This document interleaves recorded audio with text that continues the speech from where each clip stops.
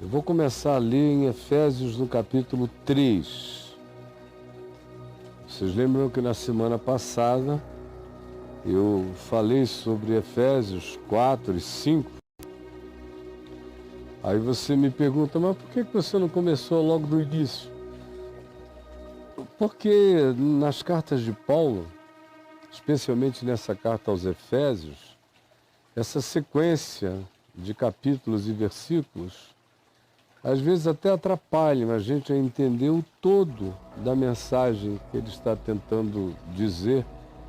Ele não pensava com lógicas lineares nem cartesianas, como nós.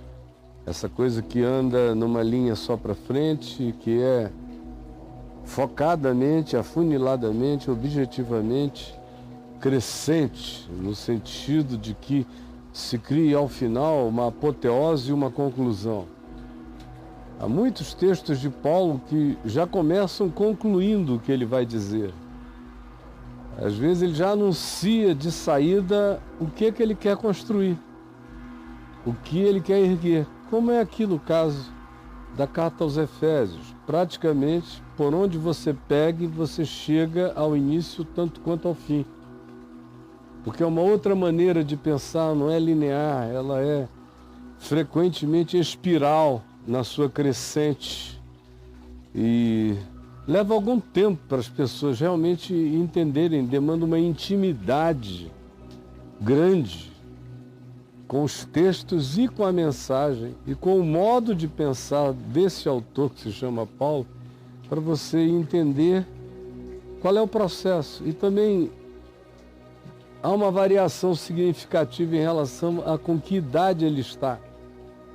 Você vê a primeira carta que ele escreveu, ainda bem mais novo na fé, foi primeiro aos Tessalonicenses, você vê que ele caminha na objetividade de uma afirmação bem clara. Vocês são luz, não vivam como trevas, porque o Senhor vai voltar a qualquer momento e vocês podem ser apanhados. Isso é o que está dito lá naqueles capítulos todos, o sentido é esse. Mas aqui aos Efésios, além do mais, era um povo de natureza filosófica, muito mais sofisticada. Alguns dos melhores pensadores do mundo habitaram essa região de Éfeso, Mileto, Pérgamo, estiveram por ali, não é apenas de Atenas que vêm os grandes pensadores, mas muitos deles vieram dessa região de Mileto, Éfeso, Pérgamo, dessa área da Turquia atual.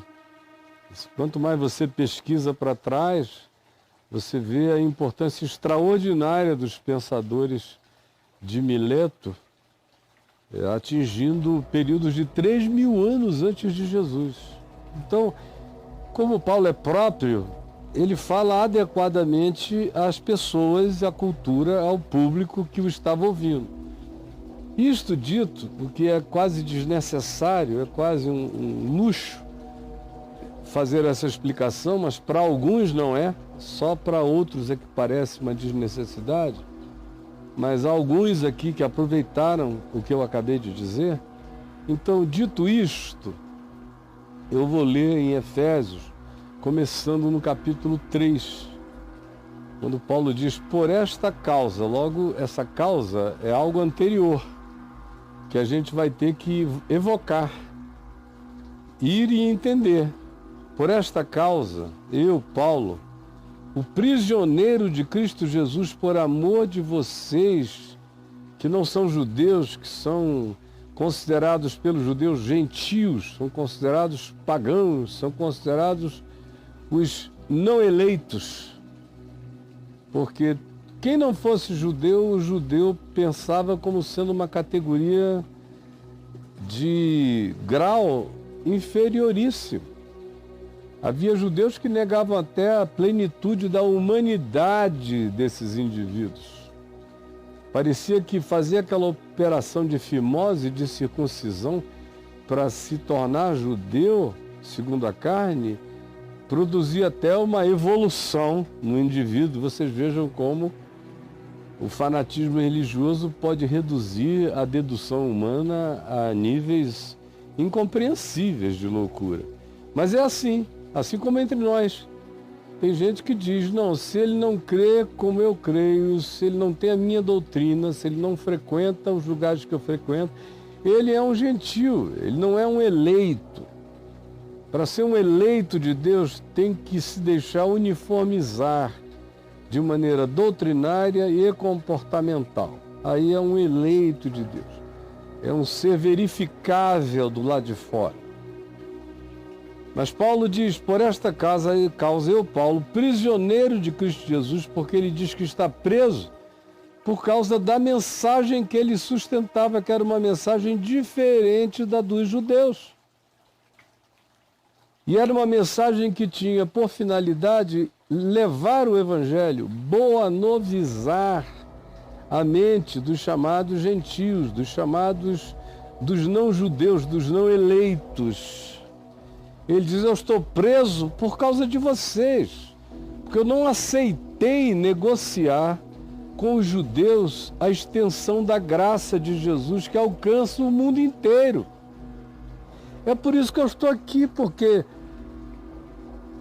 se eu parasse de dizer o que eu digo, de estender a graça de Deus para parâmetros impossíveis de serem contidos, e se eu tivesse um diálogo de compromisso, de barganha com as lideranças judaicas, eu pararia de ser perseguido onde eu vou, porque quem mais me persegue, e só quem me persegue, são eles.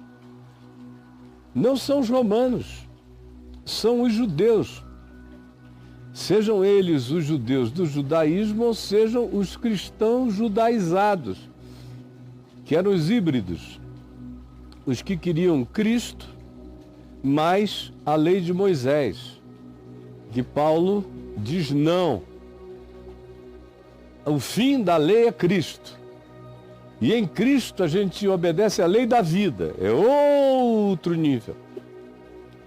É por esta causa, por não negociar, por não fazer nenhuma barganha com ninguém acerca do significado do Evangelho, que Paulo diz que está preso. Só por isso. No ostracismo da cadeia.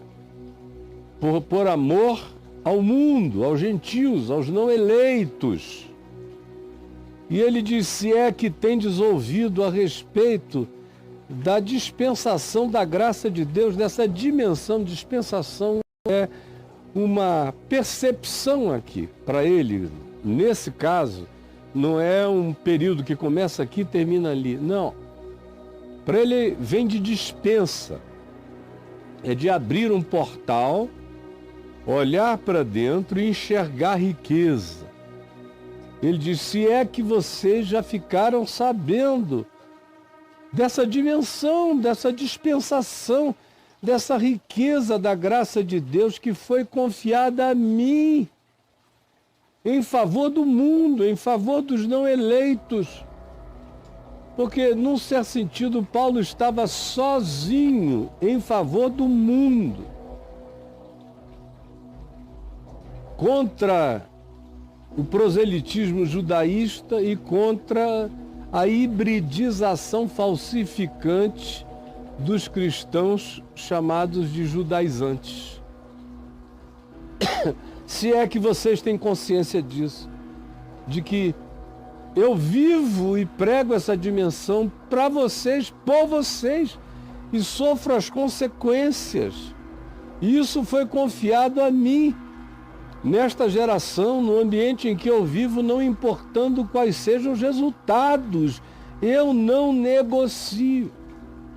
Pois, segundo uma revelação, me foi dado conhecer esse mistério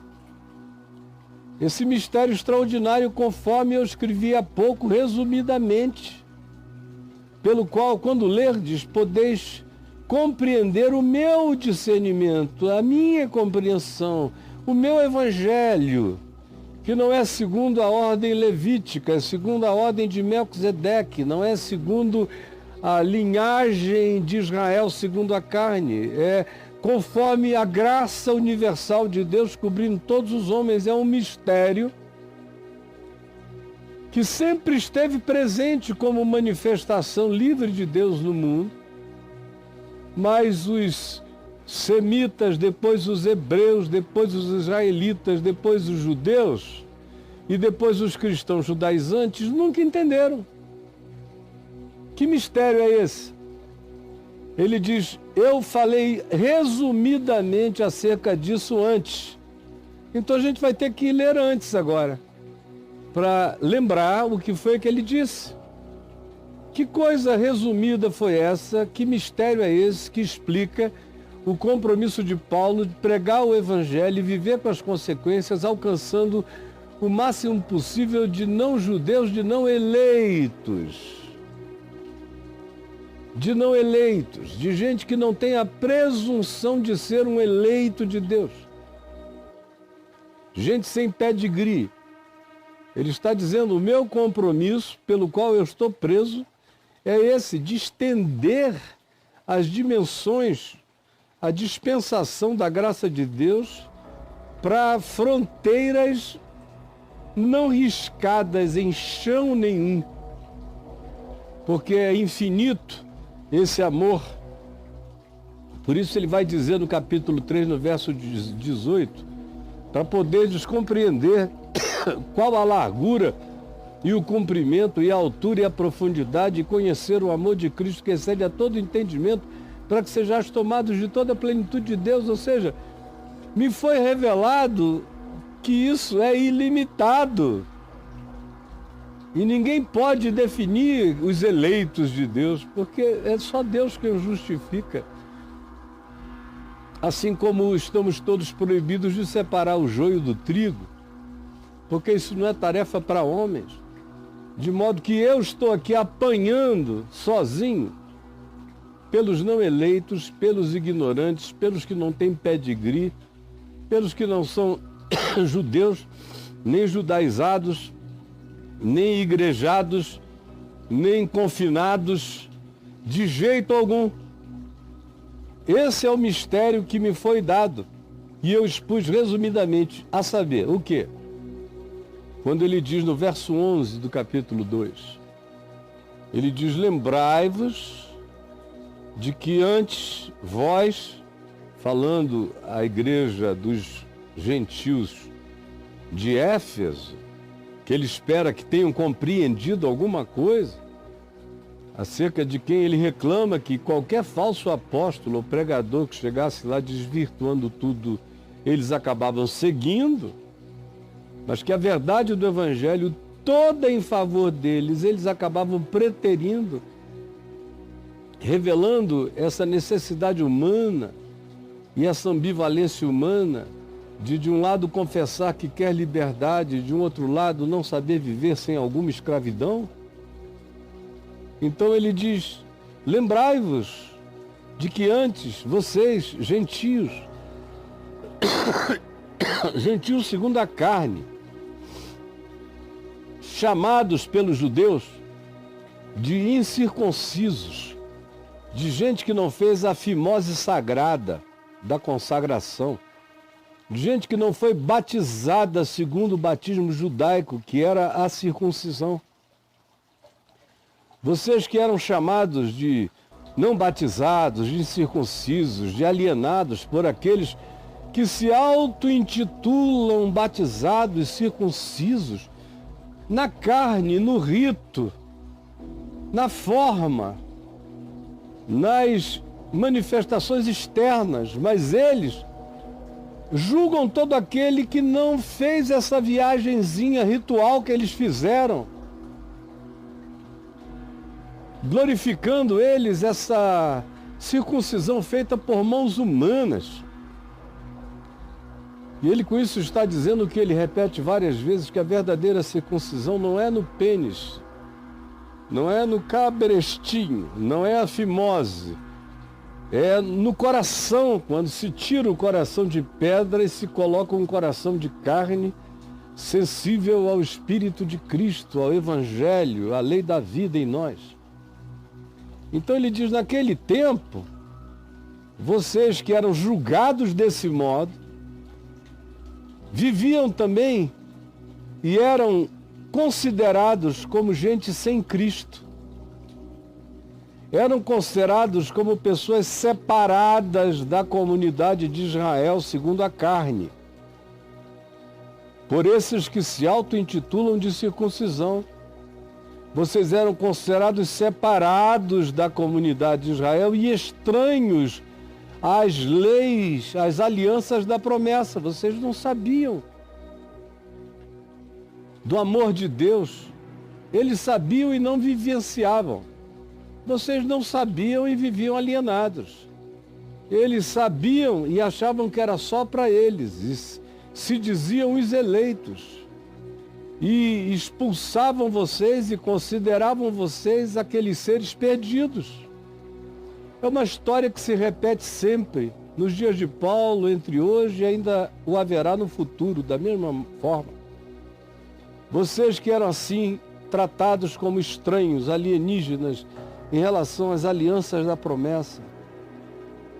Vocês que não tendo esperança em fé, viviam totalmente vazios e sem sentido, como quem existe sem Deus no mundo.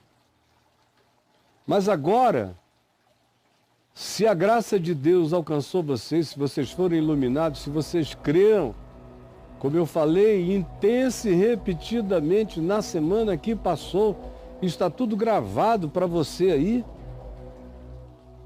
Mas agora, em Cristo Jesus, vós que antes, supostamente estando sem Cristo, estáveis longe, alienados, sem consciência, fostes agora aproximados pelo sangue de Jesus. Acabou.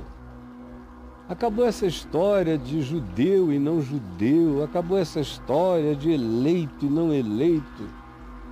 Acabou essa história de separar o joio do trigo no tempo presente. Vós que antes estáveis, alienados de tudo, sem saber de nada, agora, se credes no Evangelho, fostes aproximados pelo sangue de Jesus. Pelo sangue de Jesus, vós que antes estáveis longe, fostes aproximados pelo sangue de Jesus. Vós que antes estáveis longe, mas agora, e o meu agora começou há quase 50 anos atrás, eu fui aproximado pelo sangue de Jesus. Fui trazido sem perdão, sem culpa, para dentro da morada de Deus, do refúgio do Altíssimo, aonde eu vivo desde então, em Cristo Jesus, pelo seu sangue, pela sua cruz, porque Ele, Jesus, é a nossa paz. Jesus é a minha paz com Deus, é a minha paz comigo mesmo e é a minha paz com toda a criatura humana. Porque Ele, Jesus, de ambos fez um, e Ele aqui ambos está se referindo a judeus e a gentios. Ou seja, o que Paulo está dizendo é que em Cristo Jesus e na cruz, o judeu tem lugar, tanto quanto o gentio tem lugar, e o judeu não tem um lugar de supremacia nem de superioridade. Em Jesus acabou toda forma de supremacismo. E Paulo não foi preso em vão. Nem milhares de outros que pagaram um alto preço terão feito isso em vão. Nem eu viverei na minha geração todas as abominações que a mim atribuem em vão, porque muitos milhares e milhões estão crendo e crerão quando discernirem que em Cristo foi derrubada a parede da separação e que na mente dos fanáticos religiosos é uma viseira que que o diabo pôs no entendimento deles para ser removido agora em Cristo Jesus, nesse dia, nesta hora, por essa palavra da verdade. Jesus, abre o entendimento. Tu que explodiste como uma bomba no peito de Paulo, explode a mesma bomba na consciência de milhares de milhões no planeta Terra. Nesse tempo de escuridade, de ignorância, de burrice, de idiotice deliberada, de cegueira, de escolha pelo engano, pelo erro. Por favor, abre os entendimentos. Só um milagre pode fazer isso e é por isso que eu estou aqui. Eu creio no milagre da iluminação do Espírito Santo. É o que eu te peço agora em nome de Jesus. Amém e amém.